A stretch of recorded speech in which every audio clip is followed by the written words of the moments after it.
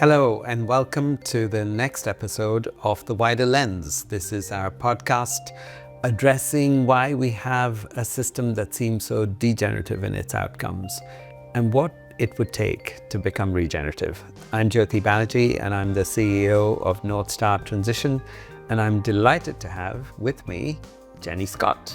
Yes, I'm Jenny Scott. I'm the founder partner at Appella Advisors, and together we're exploring how systems can change. So what is going to catalyse system change from all sorts of different parts of society. So we've looked at corporates, we've looked at nations, and now we're going to bring it down to the landscape level and ask what can be done at that sort of really important sense of place, landscape level, to catalyse that change from degenerative to regenerative landscapes. And North Star's been doing some very specific work, I know, in the Why Ask, which I'd love to hear all about.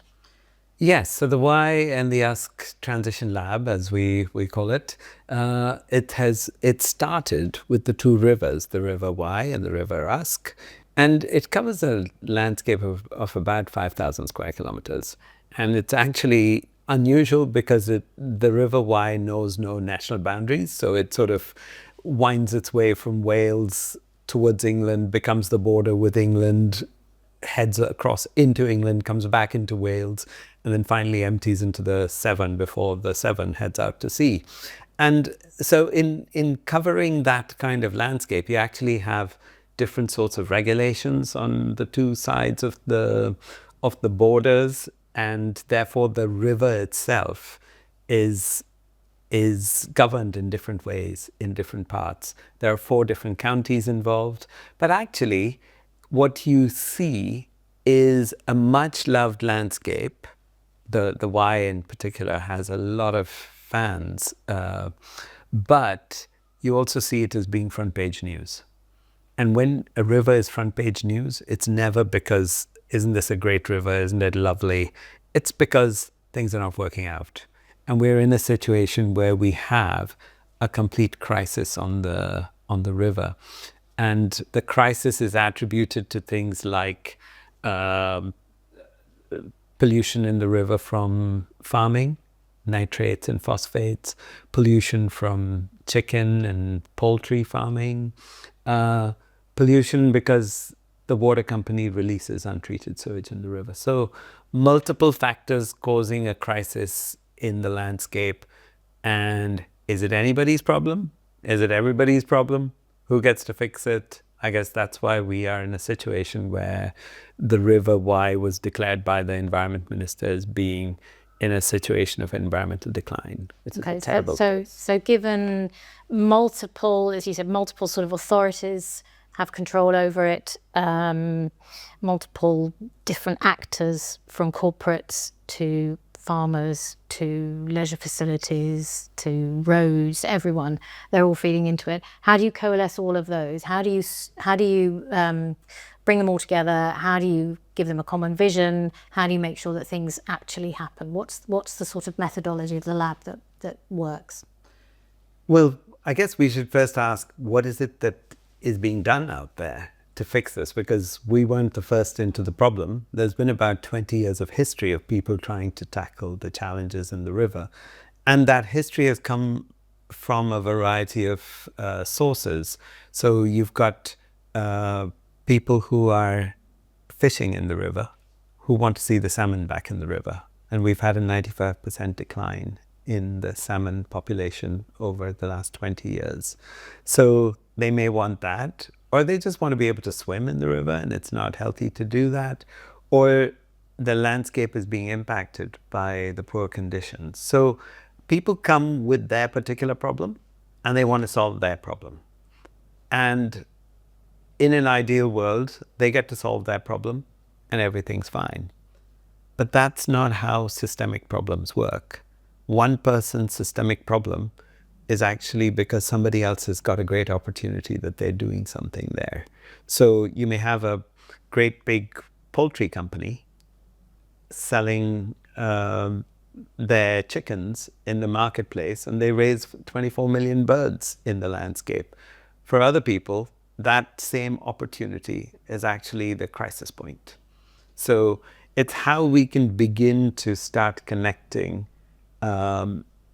systemically the challenges in such a way that we can begin to see a way out for the entire landscape rather than trying to fix one problem. So taking that, because the chicken example is it's a kind of well-known one on the Y, and it feels really intractable. How do you incentivize the poultry producer to stop putting all their waste products into the river? They're making a nice lot of money.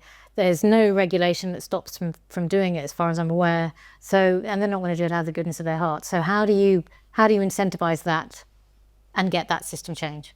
Yeah, it's an interesting problem because most of the pollution that happens across the United Kingdom is done without breaking any laws.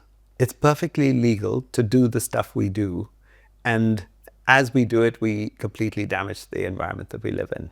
So much of the stuff that's happening in places like the Y and the Usk is absolutely legal. So that's one issue. Before we ask the question, how do you stop somebody from doing what they're doing? It's well worth asking the question, why did they get involved in this? How did they get started? How does a farmer who's probably an arable farmer or raising livestock, how do they get into intensive poultry? And usually the driver is economics. The average earning of a Welsh farm is minus £7,000 a year, according to the Welsh government, which means that farming is a broken enterprise as it's done today. And so if somebody comes along and has an offer for you, which is, here's some money if you will raise some chickens for us, you'd have to be pretty strong to turn that kind of offer away, especially when it looks as if all the arrangements have been done for you as to how to get started. So the first issue is, how do we have a problem? It's because there are good economic reasons that get us to a place where we have an environmental crisis. And so I think we have to ask the question, if you want to fix the environmental crisis, how do you address the economic drivers that get us to the place that we have an environmental crisis? Because so often the solutions that are being imagined are environmental solutions to environmental problems. But under that logic, then you've got to fix farming before you can fix the River Wye. Is that what you're saying? I think part of what we have to do is ask the question, what would it take to make farming, A, profitable, because it's not profitable for many of the farmers today, and B, resilient, because the way we've ended up constructing our farm process, we're actually using chemicals to drive productivity from the land. And in doing so, we are killing the soil off. We're making it harder and harder to grow the stuff. And we're ending up with those nitrates being washed from the soil into the rivers. And then that's causing pollution in the rivers. So we can't walk away from the fact that changing how farming works will have to be one part of the solution, but it's not the only part of the solution. So does that mean that you have to invite Big Ag, for example, into the transition lab if you're going to stand a chance of reducing that chemical runoff and changing the way farmers farm and making it profitable and regenerative and so forth? Then aren't you going to have to extend that sort of circle of influence, if you like, of the system just further and further and further out until you've got all of the big agricultural players in there as well? Is that what the transition lab is doing? So the YS Transition Lab today, 2 years in, has about 200 participants. And the participants in it could be an individual farmer, or it could be an organization like, say, the Environment Agency or Welsh Water.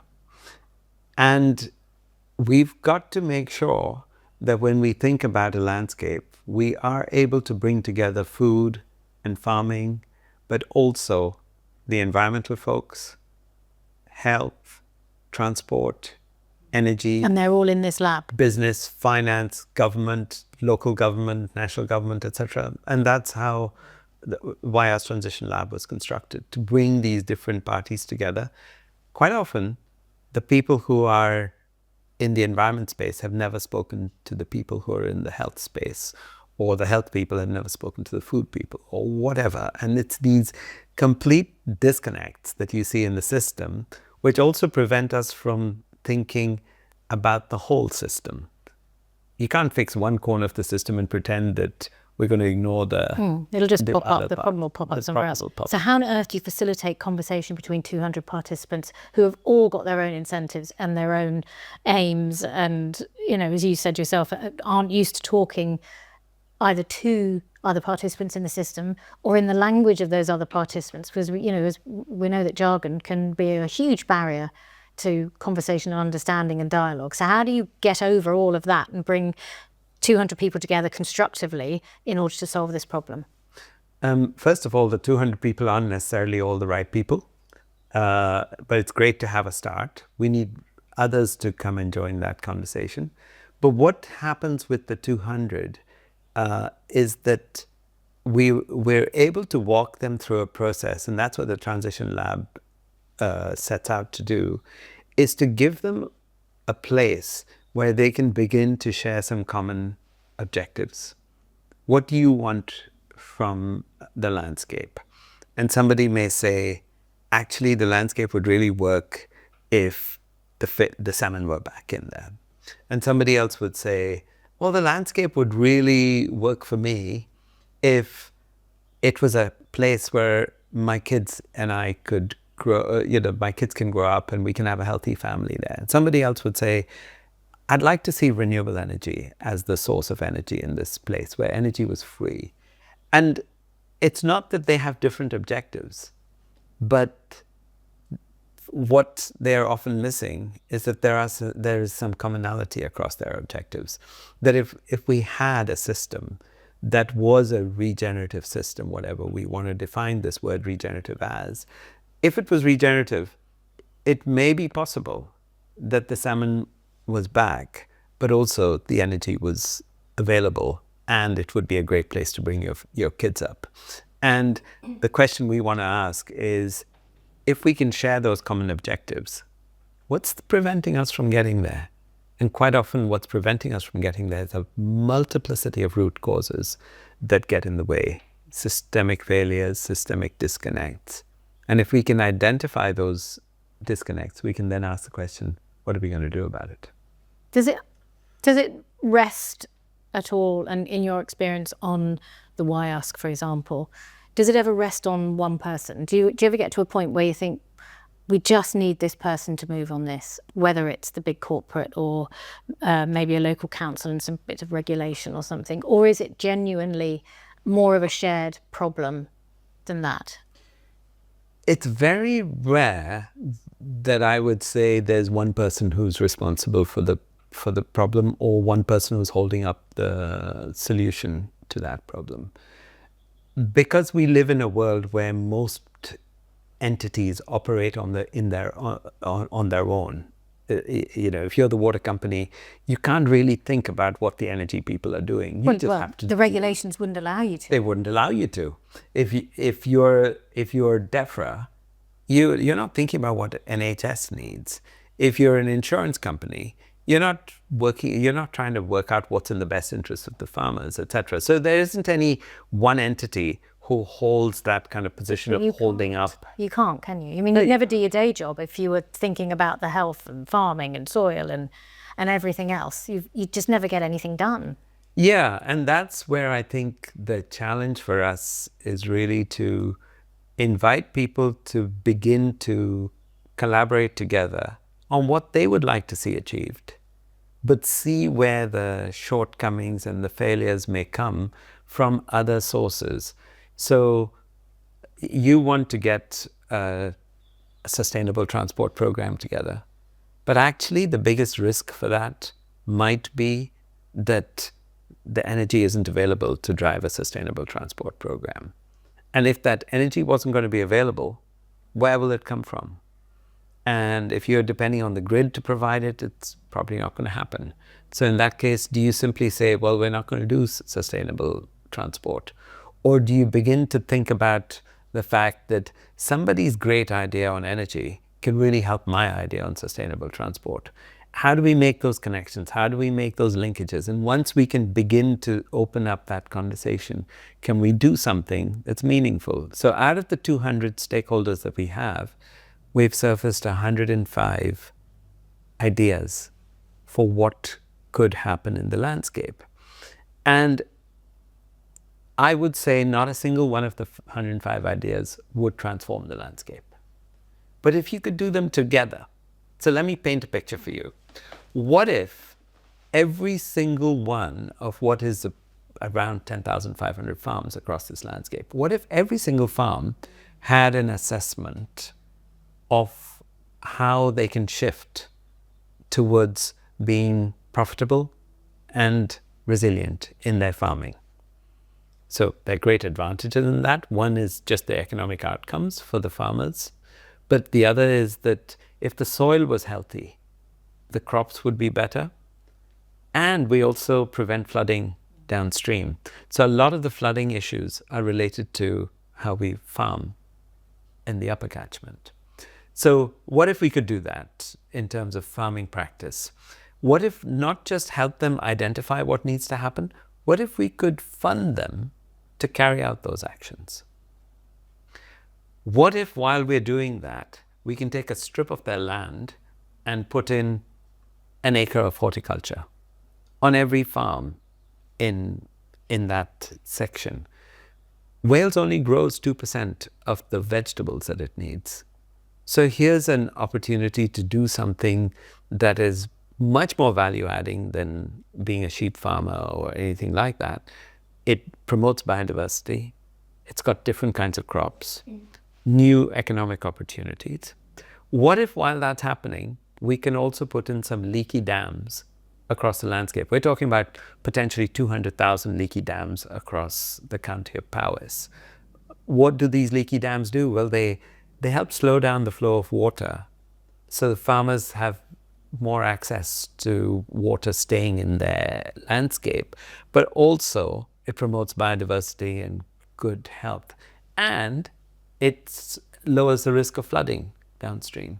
So what if while we're doing all of this stuff, we can also put solar or other forms of energy into these farms? What if because of that energy, we could then run a sustainable transport scheme? What if, and it's putting that picture together is what is now possible because people within the landscape have come up with all these kinds of ideas. And also mapping the benefits so that, for example, the insurance company that benefits from not having land flooded as much and having to pay out so much in compensation could maybe be part of the solution of funding the farmer to put the better practices in that allows the soil to retain more water because the insurance company is benefiting from it. And those connections are so rarely pointed out and drawn together, and therefore, as you say, they're all operating in their own little bits, and the insurance company's thinking we're going to be bankrupt because we're paying out all this money in flood damage, and the farmer's thinking my soil's an absolute mess because it doesn't retain any water, and as you say, it's about joining those things up. And that's the craziness of the system we built.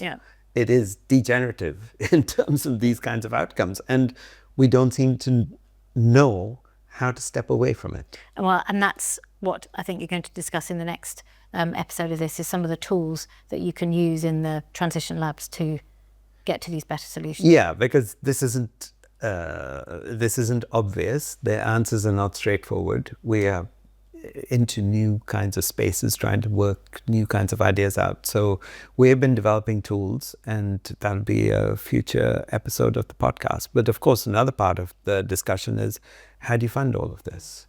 And that's another big component that we'll be discussing in the future. Fantastic. Well, thank you very much. And thanks for all your questions, Jenny. And if you are interested in finding out more about the work that we're doing, or you want to participate in what we're doing, get in touch. You can find us on LinkedIn, we're North Star Transition, and you can also send us an email to info@northstartransition.org. I'm Jyoti Banerjee. Thank you for listening in. And I'm Jenny Scott. Thank you.